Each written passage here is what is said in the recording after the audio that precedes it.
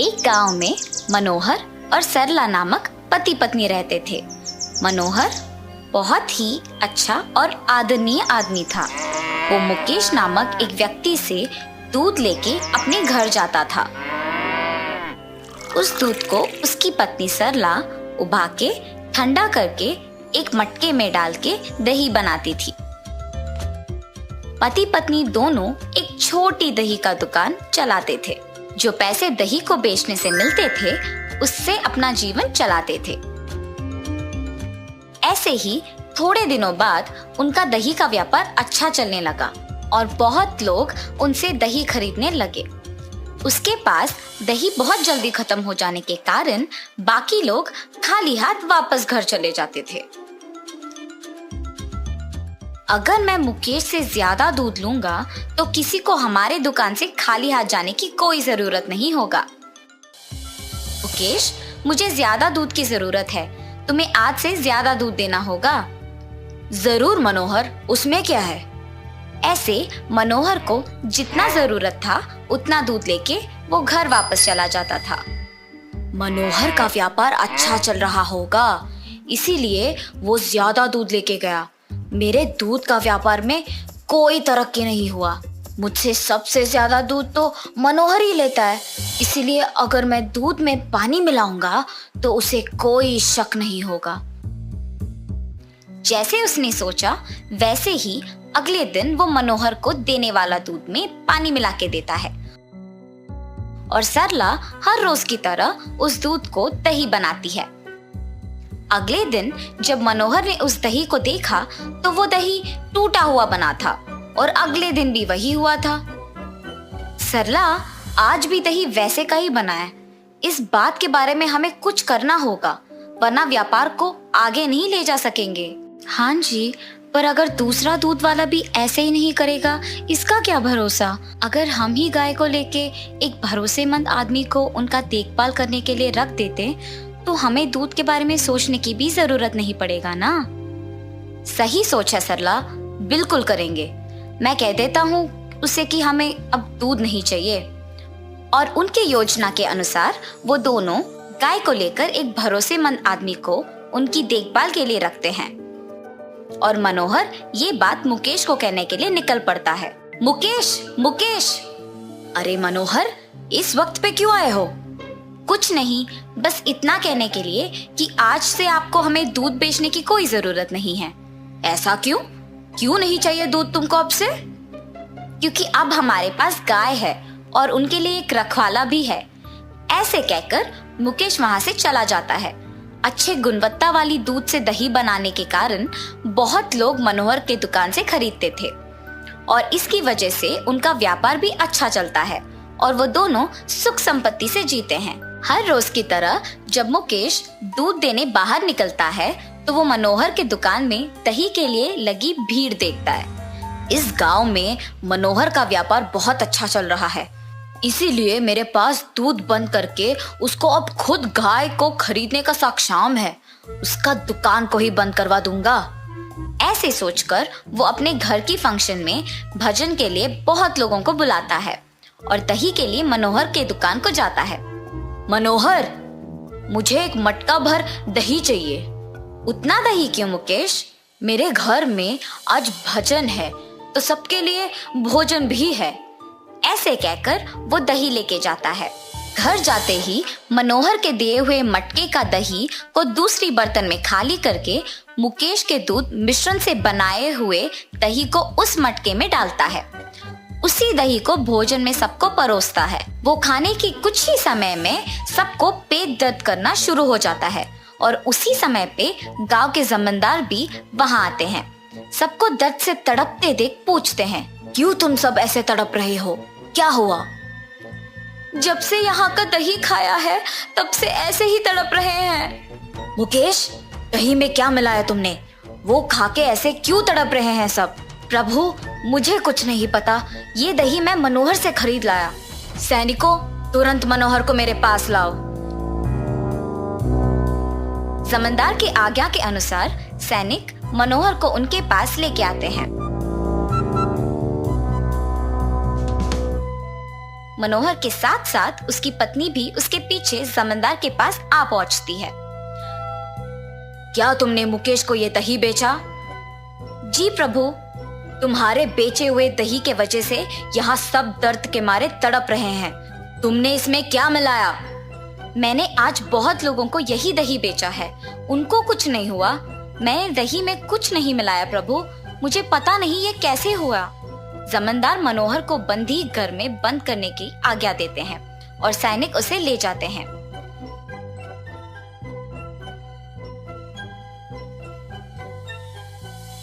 ये कैसे हो सकता है?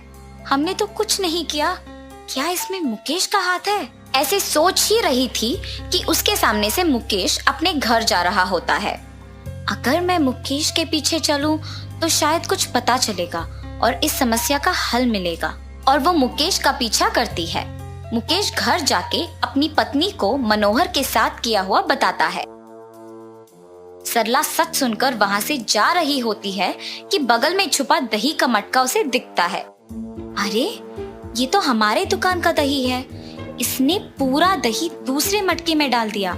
मुझे अभी ये बात जमींदार को बताना होगा। और ऐसे ही वो दही का मटका अपने साथ लेकर जमींदार को दिखाकर सब सच समझाती है। जमींदार अपने सैनिकों को मनोहर को मुक्त करके मुकेश को बंदी करने की आज्ञा देते हैं और सैनिक जमींदार का कहा मानकर मुकेश को बंदी कर देते हैं।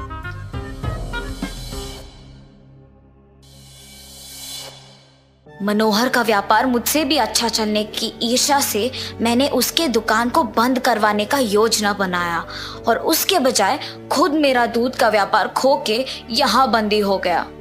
ऐसे उसको अपनी गलती का एहसास होता है। अपनी पत्नी के होशियारी और बुद्धि से मनोहर को बचाने के लिए वो बहुत खुश होता है और दोनों हमेशा की तरह अपना दही का व्यापार खुशी से करते हैं। दूध वाला। बिकनूर नामक एक नगर में रहता था एक राजा चंद्रसेना। उसका मंत्री कबीर सिंह उसके दूध का कारोबार संभालता था। उन्होंने बहुत सारी स्वस्थ गायों को पाला जो अच्छा और गाढ़ा दूध देते थे। ये दूध सारे गांव में बेचा जाता था।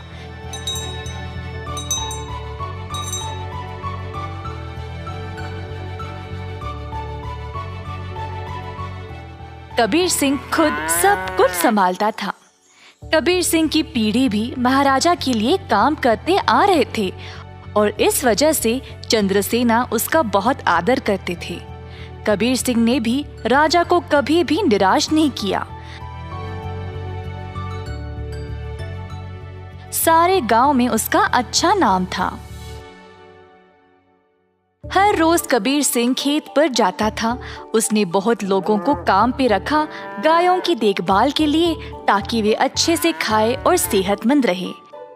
गायों को घास चराने के लिए वह दिन में कम से कम 2 बार भेजता था।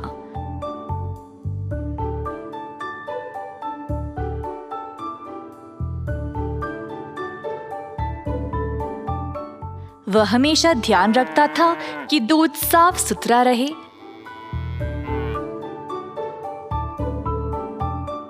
दूध निकालने के बाद वह 10 दूध वालों को देता था ताकि वह गांव में जाकर बेच दे।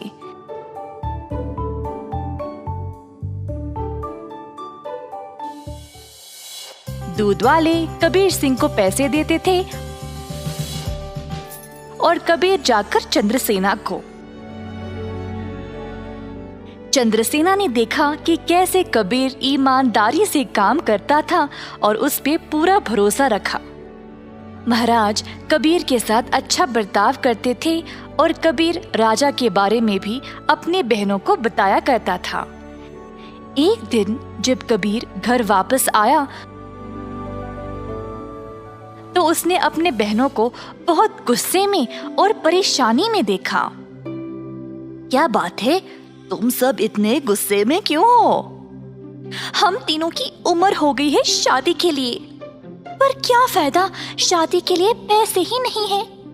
कपड़े और गहनों को छोड़ो, हमारे पास खाने पीने के लिए पैसे काफी नहीं है। मैं तुम लोगों के लिए ही इतना मेहनत करता हूँ, अगर इससे भी खुश नहीं हो तो मेरी सारी मेहनत ही बेकार हो रही है। आप तो महाराजा के मंत्री हो ना, पर आप अपनी आमदनी किसी भी जरूरतमंद को दे देते हो। और आप दूध का कारोबार भी संभाल रहे हो ना अकेले, उसमें भी कोई मुनाफा नहीं मिल रहा है आपको। ऐसा क्यों? शायद हमारी कोई फिक्र नहीं है इसीलिए। तीनों बहनें रोने लगी और कबीर को बहुत बुरा लगा। अब तुम सब मत रो, मुझे बर्दाश्त नहीं होता। अब बोलो मैं क्या करूं? मैं वही करूंगा। वैसे आपको ज्यादा कुछ करने की जरूरत नहीं, आप दूध का सारा कारोबार संभालते हो ना। अगर आप उसमें थोड़ा पानी मिलाकर बेचोगे तो आप ज्यादा बेच पाओगे। हाँ, और अधिक दूध से आप ज्यादा मुनाफा भी कमा सकते हो। पर ये तो धोखा हुआ, मैं राजा के साथ ऐसा नहीं कर सकता। कबीर सिंह ने ऐसा करने से मना कर दिया था, पर उसकी बहनों ने उसको भावुक करके जैसे तैसे उससे ये काम करवा ही दिया। कबीर सिंह अक्सर कमाए गए पैसे राजा को देता था और बाकी के पैसे अपनी बहनों को देने लगा।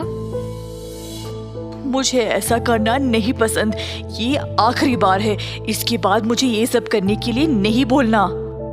कबीर की बातें सुनकर बहनों ने उसको पैसे वापस किए और घर छोड़कर जाने का नाटक करने लगी।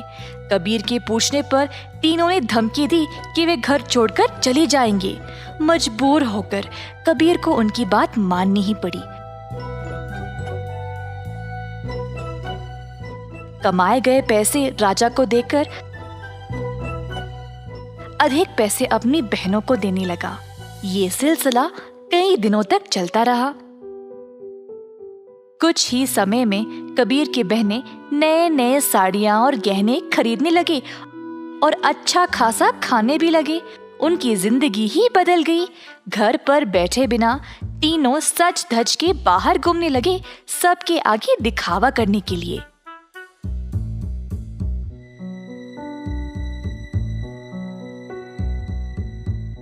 गांव के सारे लोग हैरान रह गए और आपस में बातें करने लगी। ये तीन बहनें कबीर की कमाई को ऐसे इस्तेमाल कर रहे हैं, मैंने कभी नहीं देखा किसी को ऐसा करते हुए। पर कबीर सिंह के पास इतने पैसे आए कहाँ से? सब लोग कबीर के बारे में बातें करने लगे और बाकी के मंत्री कबीर की कमाई पर ईर्ष्या करने लगे, तो इस बात पर जांच करना शुरू कर दिए। जल्द उनको सच पता चल गया कि वह दूध में पानी मिलाकर बेच रहा था। 70% राजा को देकर बाकी के 30% अपनी जेब में डाल रहा था। खेत के कारीगरों से मंत्रियों ने ये बात का पता लगाया। सारे मंत्री गए राजा के पास और उनको पूरा सच बता दिया। अब क्योंकि राजा को कबीर से बहुत लगाव था, उनको इस बात पर यकीन ही नहीं हुआ, पर उनके पास और कोई रास्ता नहीं था सिवाय कबीर को दंड देने का। तीनों बहनें आए कैद खाने अपने भाई को देखने के लिए और उनको बहुत बुरा लगा कि उनकी ही वजह से उनका भाई आज जेल में बंद पड़ा है। बहनों को अपनी गलती का एहसास हुआ और तीनों गए महाराजा के पास और उनको सब सच बताया कि असल में ये सब उन तीनों की ही गलती है और कबीर दोषी नहीं है। उन्होंने राजा से भीख मांगी कबीर को छोड़ने के लिए। जब राजा ने ये सब सुना तो उन्होंने तीनों बहनों को भी कबीर के साथ कैद खाने में ही डाल दिया और कहा, दंड केवल गलत करने वाले को ही नहीं, गलत सोचने वाले को और गलती में हिस्सा लेने वाले को भी मिलनी चाहिए। एक बार एक गांव में कृष्णा नामक व्यक्ति रहता था। हर रोज वह दूध से घी बनाया करता था और अपने गांव के बाजार में बेचता था। यही थी उसकी रोजी रोटी कमाने का जरिया। अपने शुद्ध और मजेदार घी के लिए कृष्णा बहुत मशहूर था। घी ले लो, शुद्ध देसी गाय का घी ले लो, घी ले लो, घी ले लो। एक दिन एक मिठाई वाला सुंदर ने कृष्णा को बुलाया और 1 किलो घी के लिए मांगा। कृष्णा गया उसके पास। कृष्णा भाई, मुझे 1 किलो घी चाहिए।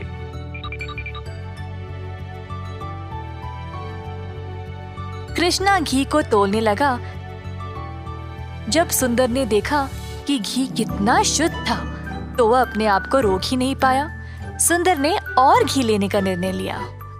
रुको कृष्णा, मुझे तुम 1 नहीं 2 किलो घी दे देना। पता नहीं बाद में बचेगा या नहीं। तुम्हारा घी सबसे शुद्ध है और मुझे स्वादिष्ट मिठाई बनाने में मदद करता है। ओ बढ़िया जी, धन्यवाद सुंदर साहब। ये लो आपके 2 किलो घी। सुंदर ने खुशी से घी लिया और फिर दोनों अपने अपने रास्ते चले गए। जैसे कृष्णा चलता गया, गांव के लोग उसको एक एक करके घी खरीदने बुला रहे थे। दोपहर तक सारी घी बिक चुकी थी, क्योंकि वो घी था ही इतना स्वादिष्ट।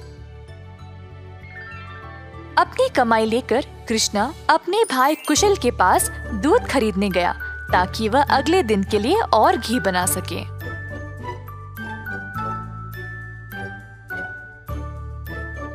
हर रोज कुशल देखता था कि उसका भाई बहुत घी बेचकर अच्छा पैसा कमा रहा था और उसका कारोबार दिन पे दिन और भी ज्यादा बढ़ने लगा। भाई, मुझे 5 लीटर दूध चाहिए घी बनाने के लिए। ओह, अभी तो मेरे पास नहीं है 5 लीटर। क्यों ना तुम शाम को आ जाओ, मैं तुम्हारे लिए बाजू में रखूंगा। कृष्णा के निकलने के बाद कुशल की पत्नी उसके लिए पानी लेके आई। देखा कमला, कृष्णा की तो किस्मत ही बदल रही है। दोपहर में ही इसने सारी घी बेच डाली और दूध के लिए वापस आया था। आप तो सारा दूध इनको ही दे देते हो ना, क्यों ना इस बार आप दूध में थोड़ा सा पानी मिला के दो, इस तरह हम भी ज्यादा पैसा कमा सकते हैं। कुशल ने अपनी पत्नी की बात मान ली और शाम को जब वह गाय से दूध निकालने गया, तो उसने दूध में पानी डालकर कृष्णा के लिए बाजू में रखा। अब कुशल रोज यही करने लगा। धीरे धीरे वह पानी की मात्रा और भी बढ़ाने लगा। अब कृष्णा इस बात से अनजान समझ नहीं पाया कि उसकी घी की शुद्धता दिन पे दिन कम क्यों होती जा रही। इस वजह से उसके बहुत सारे ग्राहक भी कम होते गए। अब कृष्णा दूध की गुणवत्ता को जांचना चाहता था, तो उसने दही जमाया। जब दही जमा तो उसने ऊपर इतना सारा पानी देखा। शायद गाय की सेहत ठीक नहीं है, इसीलिए अच्छा दूध नहीं दे रही होगी। मैं कुशल को ये बात बोलता हूँ। जब कृष्णा कुशल के घर गया, तो उसने अपने भाई और उसकी पत्नी को दूध में पानी मिलाते हुए देख लिया। अब उसको समझ आ गया कि उसकी घी की शुद्धता इतनी कम क्यों हो गई थी। ना जानते हुए कि वह क्या करे और बिना कुछ कहे कृष्णा वहां से निराश होकर चला गया। अब कृष्णा ने अपनी कमाई से 2 गाय खरीदे और खुद दूध निकालना शुरू किया। अब फिर से कृष्णा अच्छी वाली शुद्ध घी बनाने लगा। कृष्णा ने अपनी एक छोटी सी दुकान खोल ली, जहाँ पे वो शुद्ध देसी घी बेचने लगा। उसी समय सुंदर उसके पास आया और बोला, हाय कृष्णा, पिछले कुछ दिनों से घी कुछ ठीक नहीं है। मेरे मिठाइयों के लिए अच्छे ग्राहक थे, केवल आपकी शुद्ध घी की वजह से। उम्मीद है अब आप अच्छा घी बना रहे हो। मैं चाहता हूँ कि मेरे ग्राहक वापस आ जाए। आप ये 2 गाय देख रहे हो, ये मैंने ही लाए हैं अब खुद दूध निकालने। अब से मैं ही दूध निकाल रहा हूँ, तो आज से घी भी सबसे बढ़िया मिलेगी। जैसे दिन बीतते गए, अब कृष्णा से और लोग घी खरीदने लगे। कुछ ही दिनों में कृष्णा ने और गाय खरीदे। उसने कुछ नौकरों को अपनी दुकान पर काम पे भी लगाया, हाथ बटाने के लिए। अंततः कृष्णा काफी अमीर बन गया और ईमानदारी से अपना कारोबार चला रहा था। इसी दौरान कुशल, जिसने अपने ही भाई की प्रतिष्ठा को बर्बाद करने की कोशिश की, गांव में अपने मिलावटी दूध के लिए पकड़ा गया। अब कुशल दूध भी नहीं बेच पाया और जल्द नुकसान में पड़ गया। उसे समझ नहीं आया कि अब वह क्या करे। कुशल को अपनी गलती का एहसास हुआ और अपने भाई से माफी मांगने गया। उसने कृष्णा से भीख मांगी माफी के लिए और नौकरी के लिए, ताकि वह अपने कर्जों को चुका सके। दयालु कृष्णा ने तुरंत अपने भाई को क्षमा कर दिया और गायों और कामगार की देखरेख के लिए काम दे दिया। इस कहानी से हम ये सीखते हैं कि दिल से माफी मांगने वाले को माफ कर देना चाहिए और हमेशा एक अच्छी प्रतिष्ठा रखनी चाहिए।